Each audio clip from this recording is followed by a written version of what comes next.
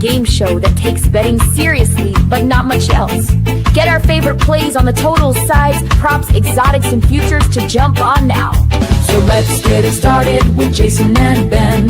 Let's get it started with Jason and Ben. Let's get it started with Jason and Ben. Subject som känner konsulter konsulterina. Let's get it started with Jason and Ben. Let's get it started with Jason and Ben. Hey, welcome to Wanna Bet. We thank you guys as always for tuning in. We are joined today by my friend Devin Keeney, who I used to do a show with on the BetMGM network, BetMGM Game Day, where we would basically go through the entire slate of NFL games. And Devin still does stuff on the BetMGM network, but she also does sidelines and basically, I guess, dugout reporting for the Phillies and the Eagles on WIP. One of, if you're not familiar with it, one of the original and quintessential American sports talk radio stations. And Devin is all over the Philadelphia teams, which we will tap into her expertise on. She's all over everything in terms of making sharp plays in the gambling world. And Devin, welcome to our little show here. Thank you so much, Jason. First of all, it's good to see you. Jason and I, as you mentioned, used to spend every NFL Sunday morning together, I guess virtually, talking football, like very in depth, I feel like game by game. So I'm glad to join you again, even if it's through a screen, Jason. Thanks for having me on. Well, welcome. I'm sure our paths will cross again in real life. Yes. Before we get to today's bets, and as always, first, second, third down, our three favorite plays of the day, from the one we like to the one we like the most, third down, money down in the NFL. Fourth and long, told you guys we'll dig into some of the Phillies markets here and how Devin thinks that team's coming together, maybe what they might do before the deadline that could help inform your betting. And then it is a Wednesday, and Wednesdays from here on out will be Wednesdays with our friends at the Premier Lacrosse League. Devin did sidelines for a PLL for a while. She's very familiar with Lax, and we will get through the four games today and give you any leans or plays we have there. Beltway Ben, real quick, how did it go last night? So the Tigers-A's game got delayed about 90 minutes, which clearly affected Tarek Skubal and killed my under. The Dodgers held on and came through for me. I've got a Gold Cup play up there for the weekend, jumping on that draw early. We did well in the Gold Cup last night. I love Panama money line. We cashed that plus 130. I gave that out a few days ago. If you went to our Discord, Canada minus 1.5 goals, minus 150. We were all over that. Canada did not lead after 30 minutes because, well, there was a player who writhed on the pitch for 10 minutes, 2 minutes into the match, which kind of killed the first 30 minutes of that game. He was okay. He returned to the game. Beltway Ben is on an absolute heater. I buried the lead. Beltway Ben did finally lose another WNBA bet, but he also hit one, and he's crushing in MLB. So that's where things stand on the show. This is Devin's first time with us, so we don't have any scores or from the past with Devin's, but maybe it won't be the only time she joins us. So you have the honors, my friend. What is your first down bet of the day? All right, my first down bet of the day, and totally not a homer whatsoever with this one. You're going to be so shocked. Phillies Astros. So the Phillies, it was a really great pitching duel last night between the Phillies and Astros. Phillies are in Houston for a 3-game series.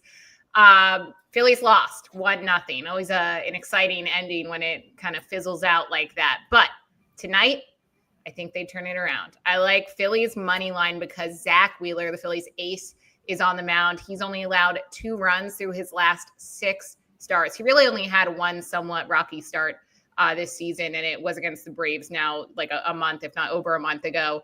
Also, the Phillies offense tends to bounce back in a big way after they have a game where they don't produce the way that we're used to seeing them produce.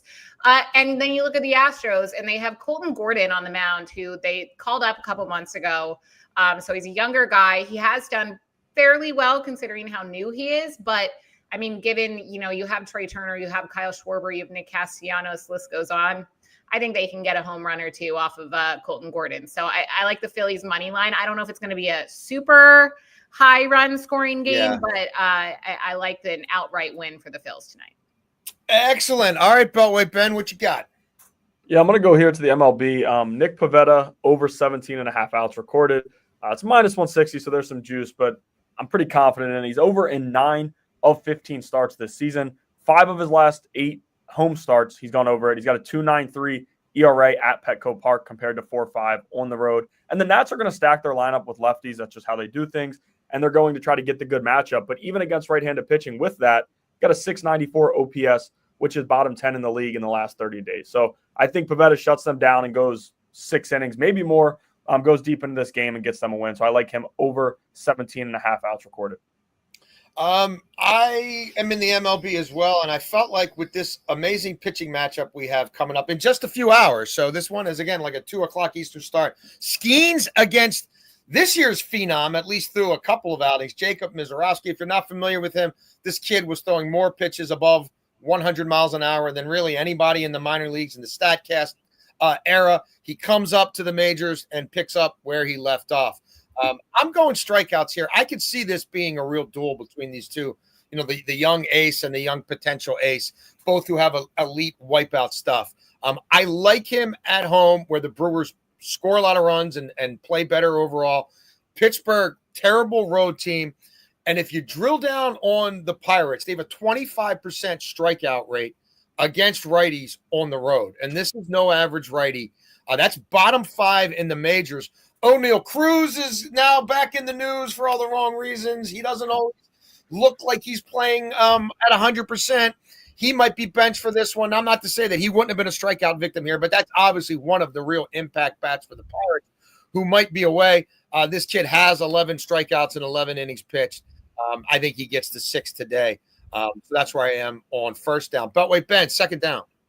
Yeah, we're going to stick to the MLB here, and it's going to be one of the smaller same-game parlays that I do.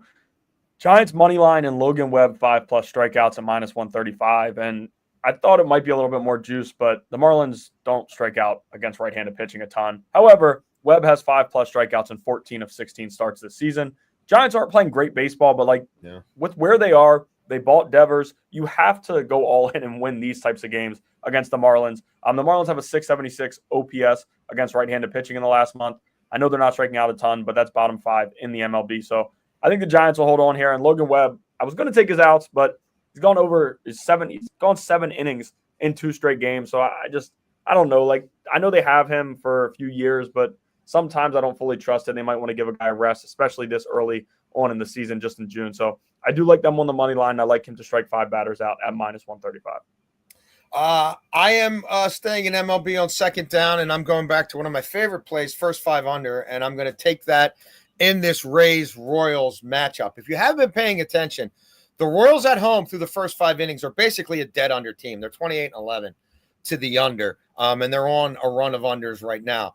Tampa leans a little bit to the under on the road. It's right around 500, so it's not significant, but at least it's not in the other direction. We're looking at Michael Wacha on the mound for the Royals, who has a 2.58 ERA at home. Rasmussen, doesn't matter where he's pitched lately. He's got a 1.83 ERA over his last 7 starts.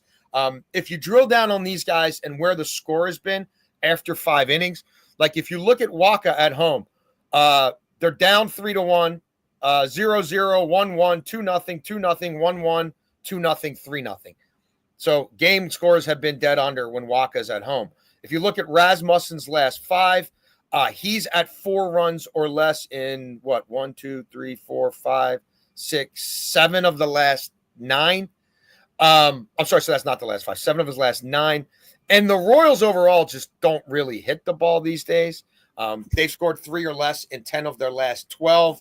It's a big ballpark. It keeps a lot of things in the yard that, frankly, would leave the yard in the bandbox that Tampa's playing in. So I'm going to lean back into that trend and go under. Devin, how about you on second down? I'm switching gears here, and I'm going to go with a little NFL future bet. We love the NFL. Bet at that. We're going to go with A.J. Brown, Super Bowl champion for the Philadelphia Eagles, wide receiver number 1 for the Philadelphia Eagles. I don't know about you guys. I don't know how much you're paying attention to this narrative, but there's, the narrative that Jalen Hurts isn't that elite of a quarterback, even though he won Super Bowl MVP, even though he's been to the Super Bowl twice in the last 3 seasons, because he doesn't pass the ball as much as maybe some people think that he should. You look at Saquon Barkley, almost broke the single regular season rushing record last season, 2000. It was a down year for AJ, for Devontae, for the Philadelphia Eagles wide receivers because Saquon Barkley got so much action. And we all know Jalen Hurts can run it himself. Jalen Hurts likes to prove people wrong. I think that the Eagles are going to change their offensive approach this season because now every team that faces them is, they're the reigning champion. They're going to be the big bad monster that everyone wants to take down. How do they do that? They're going to stop the run. So given that, I like AJ Brown over 1,500 regular season receiving yards. That's plus 700. So if you look back at his season, it's actually not that crazy. He had just over 1,000 this past year.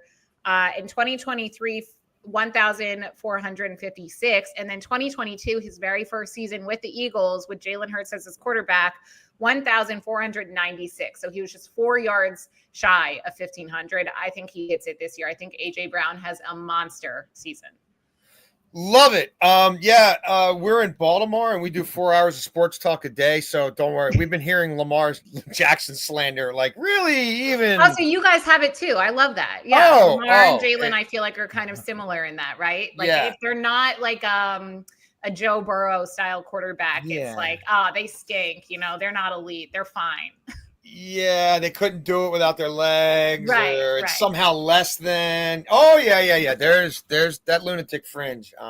Even multiple MVPs hasn't unfortunately eliminated that. Okay, third down for me. I am backing the Mets, who I think are overdue to win. Why do I like them today? Well, they are 25-10 as a home favorite, so I like to follow the trends. 37-19 on the year win-loss record when they're a favorite.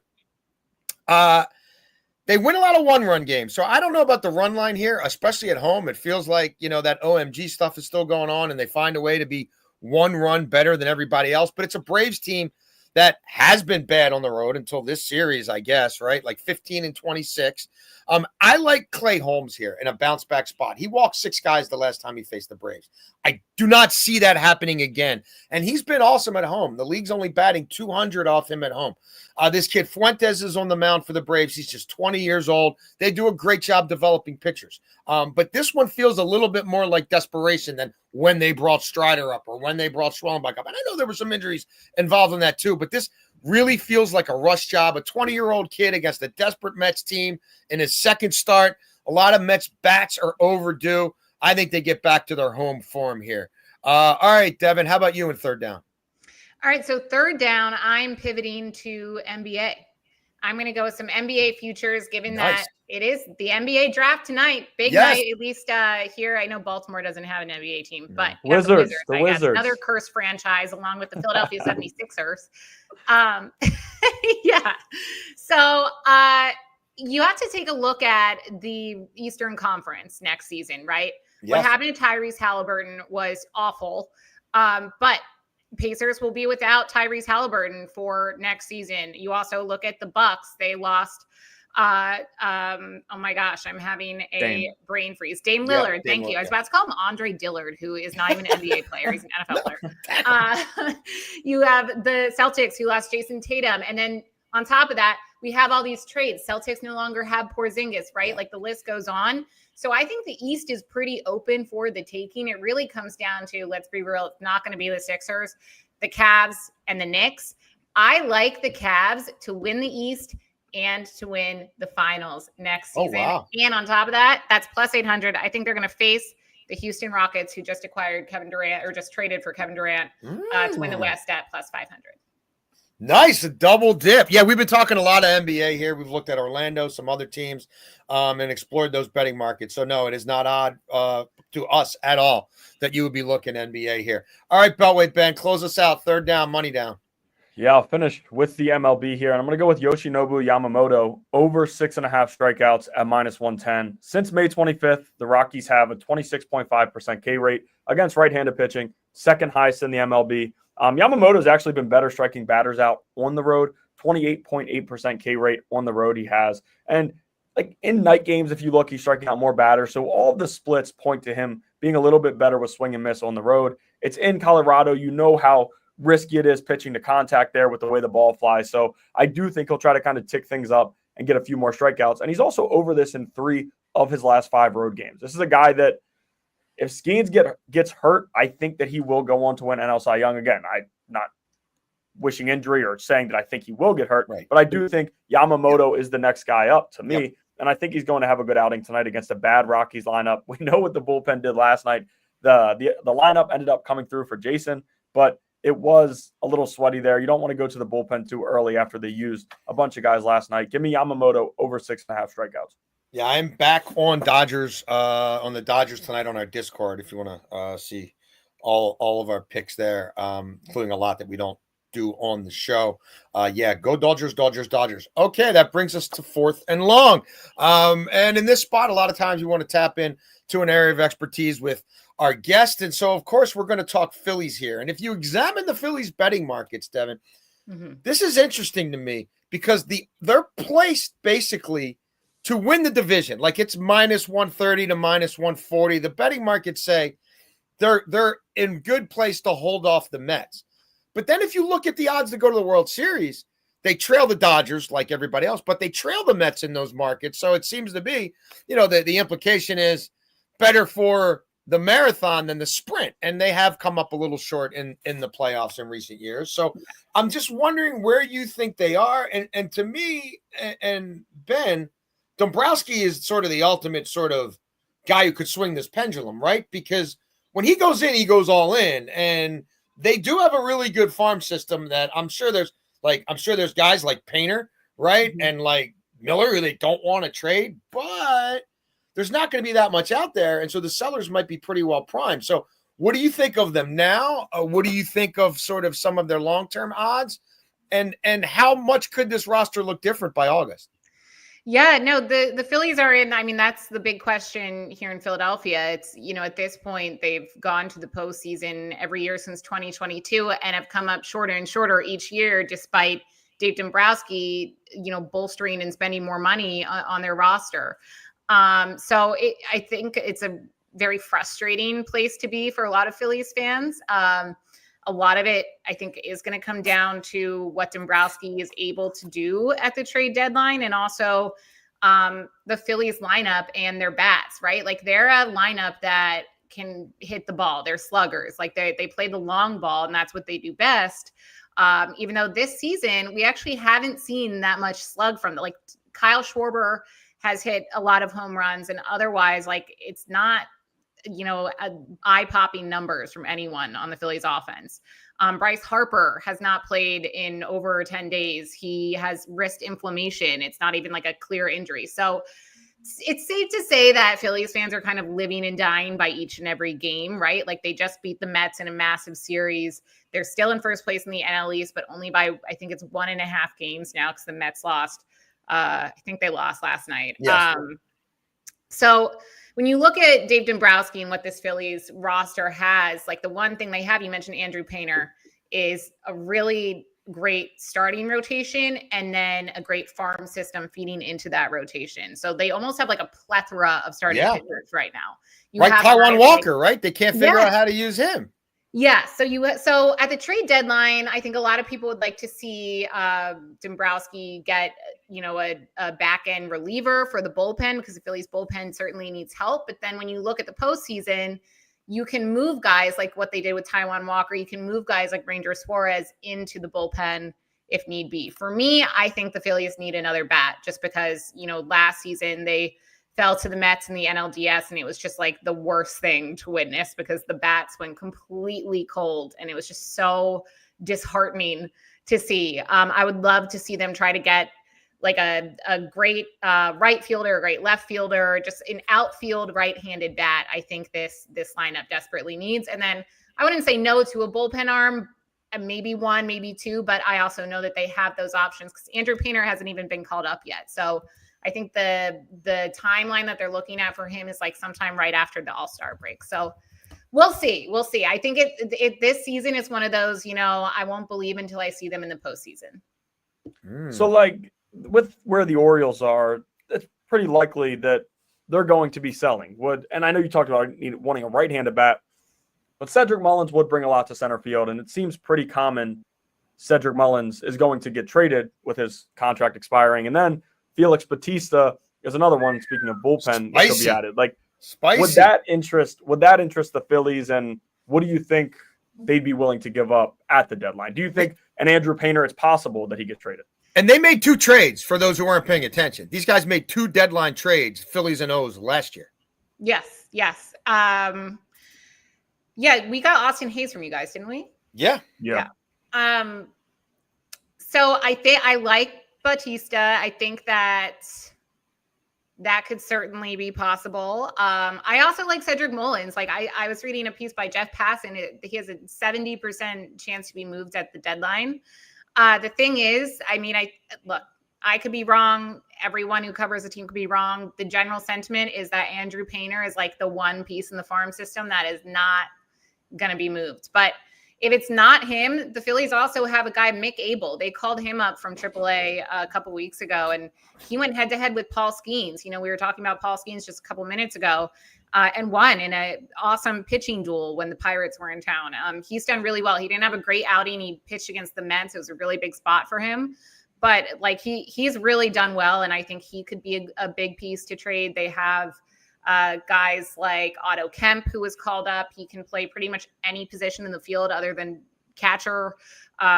You have Justin Crawford, who is yet to be called up, but he's, you know, an outfielder who has a lot of upside. So they certainly have a lot of valuable farm system pieces that they can trade.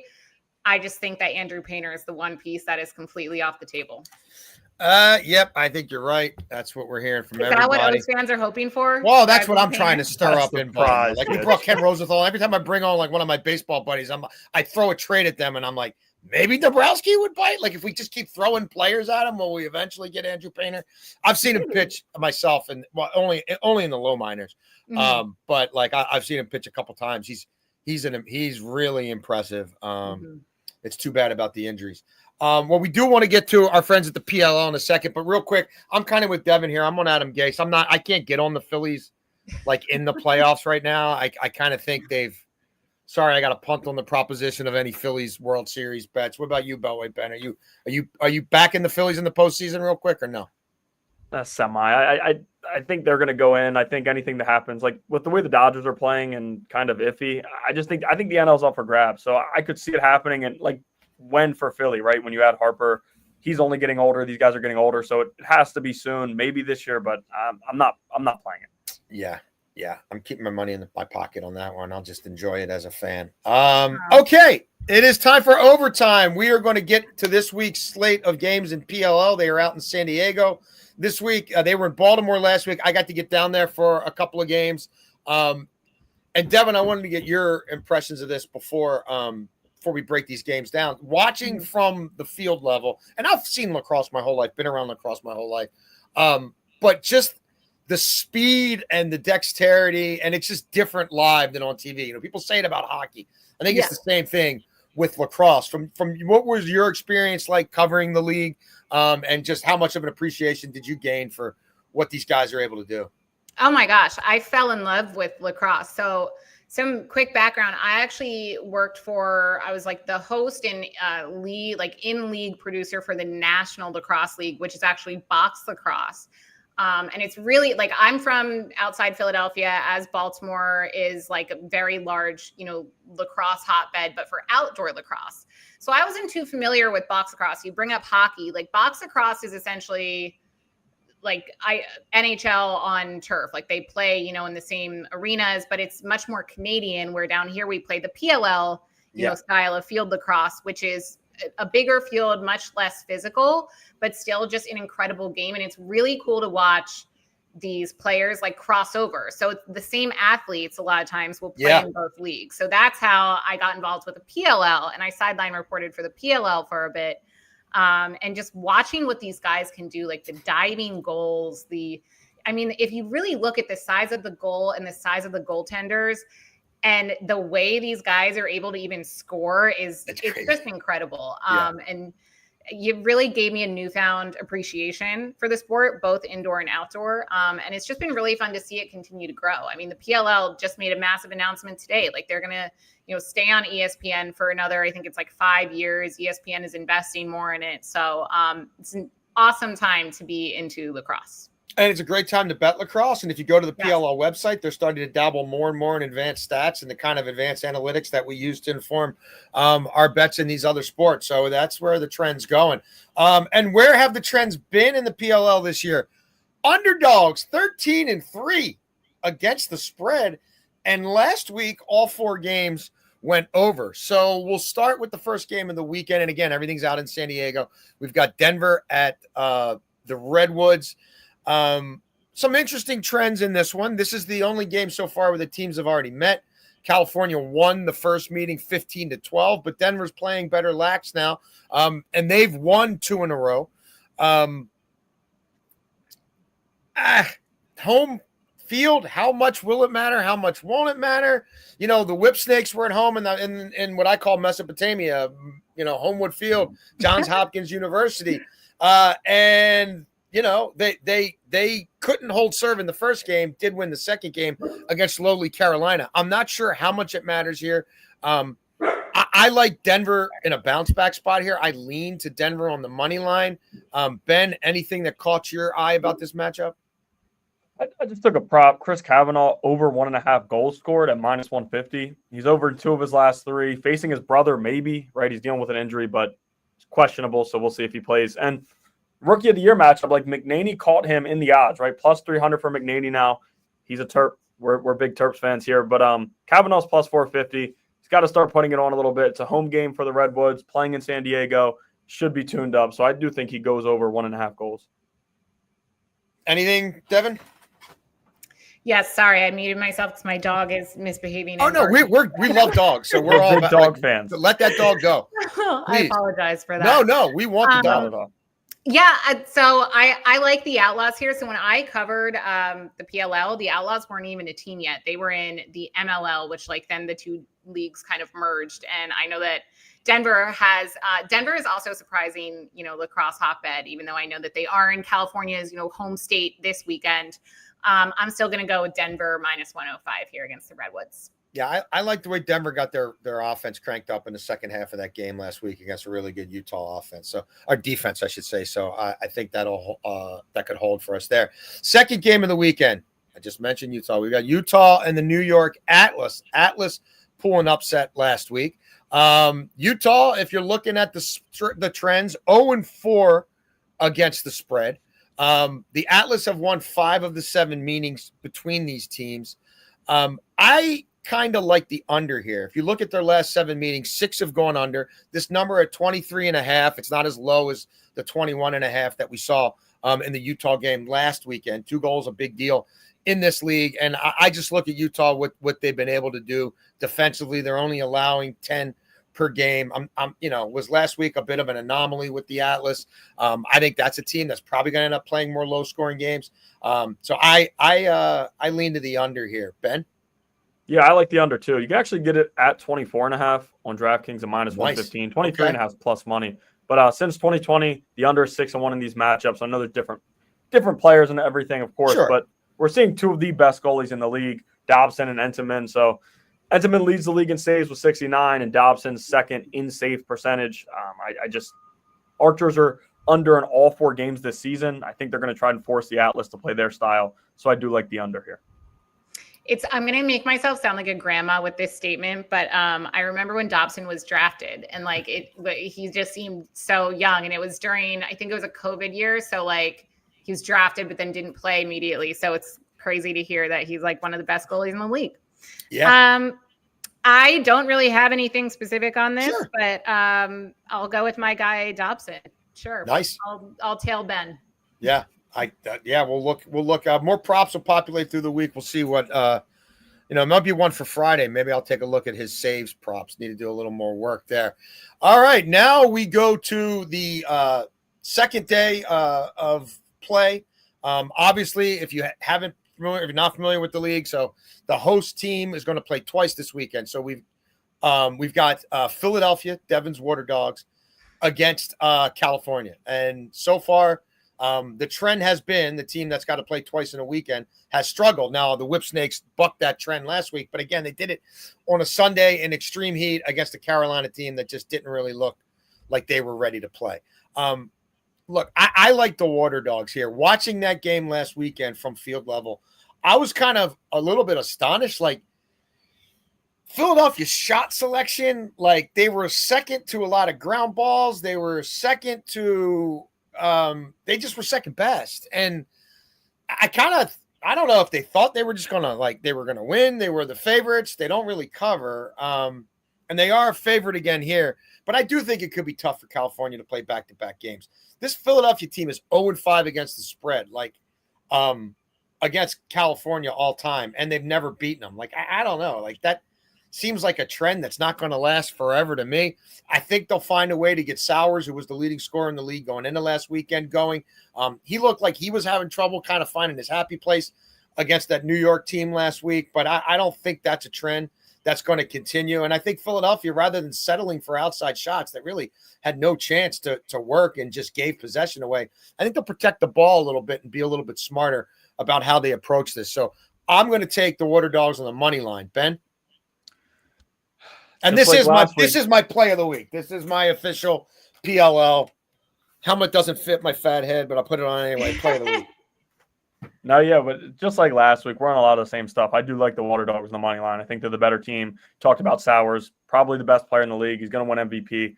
And again, you mentioned the trend, right? Last week was the first time we saw a homecoming team win game 2, which I was on the Whip Snakes, which was a nice plus money cash, I believe. But I do think that the Water Dogs handle business here at minus 134. Look, I hope my Philadelphia Water Dogs can start getting it together because they had a rough go last season as well. They're doing better this season. You know, you mentioned that Michael Sowers, local kid, and just like an awesome attack in the PLL and for the Water Dogs. So I agree. I mean, the Redwoods are playing back-to-back games like you mentioned, Jason. I like the Water Dogs minus 1.5. I'm going to take the spread here. I think that they can cover that. It's only 2 points. I like it.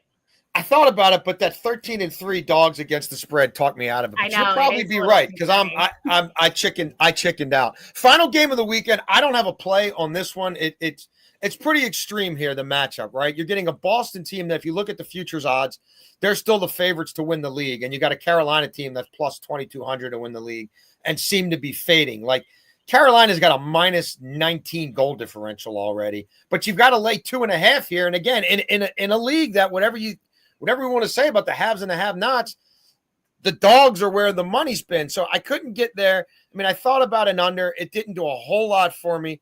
I mean, Carolina lost 20-6. Does that inspire them to come back a little bit more, play tougher? I'm sure they had a tough week of practice coming off that outing last weekend. And they had a bye the week before that. So you thought you might have seen a little better than them. I couldn't get home on anything here, Ben. What about you? Yeah, I'm actually going with the Cannons, but I'm going minus 1.5. Like, if you shop these lines between FanDuel and DraftKings, you can find different stuff. But it's minus 134. You mentioned all of it. Like, Carolina's coming off a 14-goal loss. In the same weekend, they lost to the Whip Snakes, where Boston beat the Whip Snakes. So look at that matchup there. Carolina's 1-3 with all 3 losses coming by 2 goals or more. Just think the Cannons are a much better team. And again, I know not many teams are covering 1.5, but I do think the Cannons handle business as a top 2 team in this league. I like the Cannons. I agree. I mean, it's quite the difference, which is crazy to say because when I covered, it was the semifinals. The Chaos were like one of the best teams in the PLL. And a big reason for that was because, like I mentioned, you know, the crossover between leagues, they had some of the best Canadian players playing for them. And I know a few of those Canadian players have gotten older and have either retired or chosen, you know, not to play anymore in the PLL or in a specific league. So that certainly hurt them. They still have Blaze Riordan as their goaltender. Love Blaze. Have to shout out him. It is rough to give up, you know, 20 goals and lose 20-6. So it's just hard for me to get behind the Chaos right now, even though I have always been a secret Chaos fan. Wow. I have to go with the Cannons. Wow. Do you have some Chaos gear in your wardrobe or? I don't. I actually have all Water Dogs gear because I'm from Philly. Yeah. So like that's what they sent me, which is great. I love the Water Dogs, but the Chaos have always been my like OG PLL team because they were the team that most of the NLL players played on. Gotcha. Awesome. Well, Devin, we are so thankful for your time and helping to edify us on some of this. Let everybody know like where they could find you on social, where like everything you've got going on. Yeah, for sure. You can find me on Twitter or X at Devin, DEVAN_Caney. Instagram, just my name, Devin Caney. I'm on Sports Radio 94 WIP. I'm on the sidelines for Eagles games in the offseason, do a lot of Phillies coverage as well. So check me out if you're a Philly sports fan or a Philly sports hater. I don't care. We can have a fun conversation. And occasionally still on BetMGM Network. Yes, right? sorry. And occasionally still on BetMGM Network. I do the Sunday spread. It airs every Sunday with Sean Bell and Barrett Brooks. Sweet. Well, everybody check out Devin's stuff. Ben and I will be back tomorrow with Joe Madden from Sports Grid. Joe's based in Canada. We're going to pick her brain about CFL betting. This is a great time to get in on CFL betting because there's not a lot of inventory out there. We'll see what she thinks of the upstart Jays. Is she buying them as a wild card team? And obviously we'll have our best picks of the day. So thanks to everyone for tuning in. Thank you, Devin. And we'll see you tomorrow on One Bet.